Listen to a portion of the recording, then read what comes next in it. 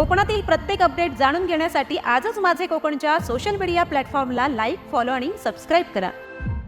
काश्मीरमधील पहलगाम येथे झालेल्या हल्ल्यातून कुडाळ येथील प्रीती कदम आणि त्यांचा परिवार थोडक्यात बचावला आहे. त्यांच्या या काश्मीर ट्रिपबद्दल त्यांनी जे काही माहिती दिली आहे ती एकदम धक्कादायक आहे. आपण त्यांच्याकडूनच जाणून घेऊया नेमकं त्यांच्या सोबत काय घडलंय. आणि आत्ता एक आठवड्यापूर्वीच आमचा परिवार म्हणजे आम्ही 4 लेडीज काश्मीर ट्रिपसाठी गेलो होतो आणि तिथे फार वाईट अनुभव आम्हाला आला. जो ड्रायव्हर आम्हाला अलोकेट केला होता तो खूपच उद्धट, तापट आणि रागिष्ट असा होता. थोडासा त्याचा स्वभाव, त्याचं लुक्स, त्याचं अपिअरन्स, कॅप, स्पोर्ट शूज 3/4 वगैरे, आणि गाडीमध्ये उगाचच ती सगळी पंजाबी जोराजोरात गाणी आणि त्याचं फोनवरती जोराजोरात बोलणं, तरी आम्ही दुर्लक्ष केलं. पहलगाम जसं आम्हाला त्यांनी पहलगाममध्ये एंट्री केली. पहलगाममध्ये गेल्यावरती आपल्याला प्रथम दर्शनीय दिसतं ते सगळे पाईन वूड ट्रीचं फॉरेस्ट दिसतं.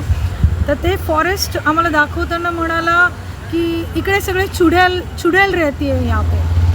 आम्ही सगळे म्हटलं हां अशी काय इन्फॉर्मेशन देतो आहे. टूरिस्ट को कोई भी गोली मार दे हमें कुछ फ़र्क नहीं पड़ता है, हमें सिर्फ हमारे पैसे से मतलब है.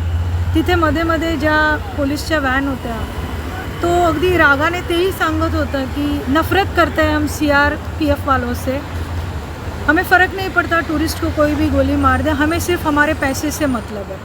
ठीक आहे, आम्ही दुर्लक्ष केलं. आणि त्यांनी अचानक रस्त्यामध्ये, पहलगामच्या रस्त्यामध्ये जोरात गाडी अशी स्टाईलमध्ये वळवून थांबवली आणि आम्हाला म्हणाला आप उतरो गाड़ी से, मैं आपका सामान, आमचे सामान गाडीतून खाली काढलं. म्हणाला मैं आपको नहीं लेके जाऊंगा, हमारा पैसा दे दो. म्हटलं अरे तुला तर आम्ही पूर्ण दिवसासाठी अपॉइंट केलं आहे, नाही मुझे नहीं जाना है. म्हणजे असा सनकी व्यवहार, असा सनकी व्यवहार त्यांनी आमच्यासोबत केला. आणि म्हटलं त्यावेळेला आपण करणार काय, त्यांच्याबरोबर भांडण्यात हुज्जत घालण्यामध्ये मला काही पॉईंट वाटला नाही, कारण तो माणूस होताच विचित्र, अगदी गोळ्याबिळ्या घालायच्या आणि विचित्र. अशा टुरिस्टबद्दल त्याला जराही काहीच नव्हतं आणि लेडीजबद्दलसुद्धा त्याला काही आदर नाही, रिस्पेक्ट नाही. त्याच्यामुळे त्याच्याशी वाद घालण्यामध्ये मला काही पॉईंट वाटला नाही. आम्ही त्याचे पैसे दिले तिथल्या तिथे आणि मग आम्ही नव्याने दुसरी टॅक्सी बुक केली आणि कसं तरी ती शेवटचे 2 दिवस आम्ही काश्मीरची ट्रिप पूर्ण केली.